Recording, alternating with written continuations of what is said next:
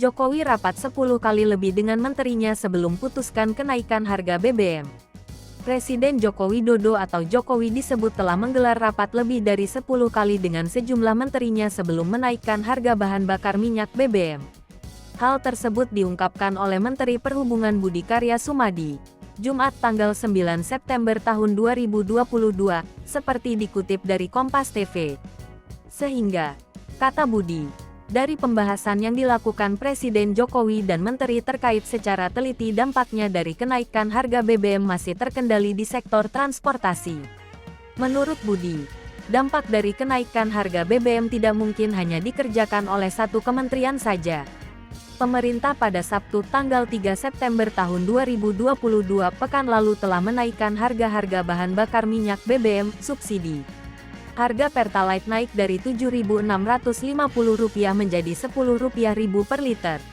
Lalu, solar subsidi naik dari Rp5.150 jadi Rp6.800 per liter dan Pertamax juga ikut naik dari Rp12.500 jadi Rp14.500 per liter.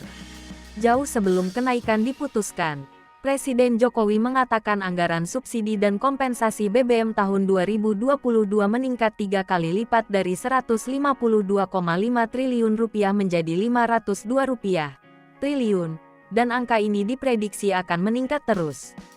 Presiden Jokowi menegaskan keputusan pemerintah menaikkan harga BBM merupakan pilihan terkahir yang diambil. Presiden mengatakan keputusan itu dibuat pemerintah dalam situasi yang sulit akibat gejolak harga minyak dunia. Jokowi mengatakan pemerintah telah berupaya sekuat tenaga untuk melindungi rakyat dari gejolak tersebut supaya harga BBM di tanah air masih terjangkau. Dan lebih 70% subsidi dinikmati kelompok masyarakat mampu.